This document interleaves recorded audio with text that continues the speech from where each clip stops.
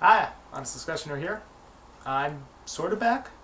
I know I've been gone for a while, but my computer kind of broke, power supply went out, and when I got a new power supply, I found out that the power supply fried a couple of the other components when it went out, so it's still in California, the hard drives are on back order, but I did just figure out how to get my girlfriend's laptop to work with my webcam. So here I am. Also, Nicotine 2, who I just hung out with at the Godless Gathering and gave him the rest of my favorite bourbon. Glad you liked it, Nick. Made a video, and I've been subscribing to him for years. I don't think I've ever made a video response to him.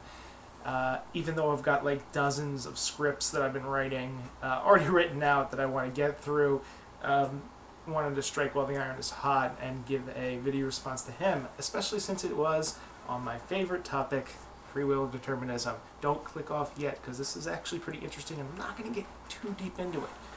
But Nicotine poses the question that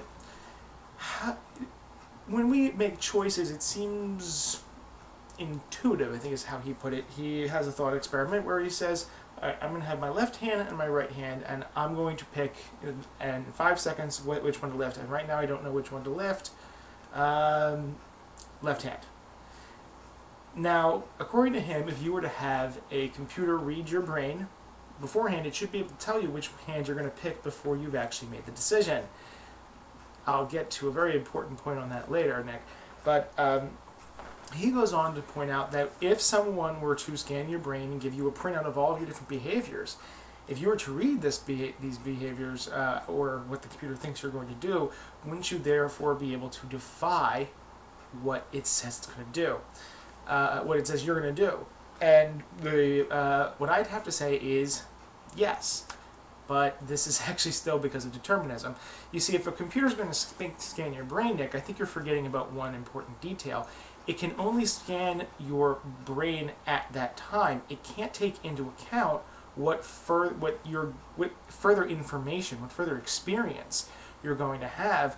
We are determined from causes. So whether or not, it would have to be able to understand everything that's going to happen to you. But according to Nick, he's going to say, well, even if that's the case, if I'm going to read this, whatever it is, even if it's going to scan everything that is ever going to happen to me and know everything that's going to happen to me, if I read that, I'm going to be able to defy it and say, well, just despite what this says, I'm not going to do that. And in this case, it probably would not be able to. It would be logically impossible for it to tell you anything unless telling it to you would fulfill how that's going to work. In other words, think about it in Matrix. The Matrix movie, I'm sure most of you have seen that. When Neo first meets the Oracle, she says, don't worry about the vase.